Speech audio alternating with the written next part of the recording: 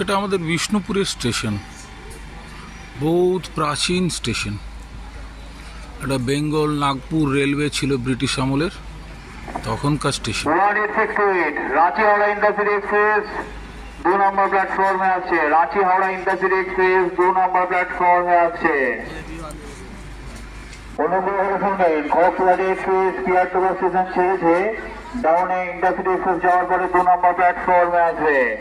খড়গপুরহাটি express পিয়ারডোবা station ছেড়েছে, ডাউনে intercity express যাওয়ার পরে 2 নম্বর প্ল্যাটফর্মে আসবে। এটা আমার বিষ্ণুপুর তার স্টেশন। এই স্টেশনটা একটা খুব পবিত্র জায়গা, জানেন তো। এখানে মা সারদা মা যখন কলকাতার থেকে জয়রামবাটি যেতেন, তখন এই স্টেশনে নামতেন। এই গাছতলাতে একটা ছোট্ট জায়গা ছিল যেখানে উনি বসতেন। পরে ভারতীয় রেল একটা ছোট্ট মন্দিরের মতন করে দিয়েছেন। মানে কত পবিত্র জায়গাটা আপনি চিন্তা করুন। মা, তুমি আমাদের ভালো রেখো, শান্তিতে রেখো, সকলকে ভালো রেখো, দেশকে ভালো রেখো। মা, তুমি আমার প্রণাম গ্রহণ করো।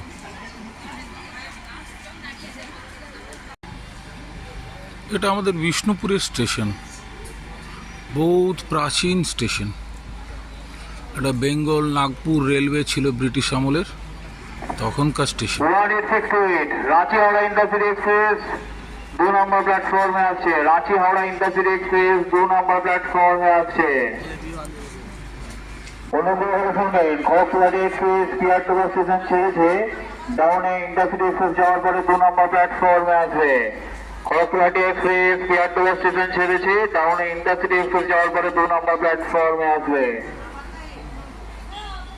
এটা আমার বিষ্ণুপুর তার স্টেশন। এই স্টেশনটা একটা খুব পবিত্র জায়গা, জানেন তো। এখানে মা সারদা মা যখন কলকাতার থেকে জয়রামবাটি যেতেন, তখন এই স্টেশনে নামতেন। এই গাছতলাতে একটা ছোট্ট জায়গা ছিল যেখানে উনি বসতেন।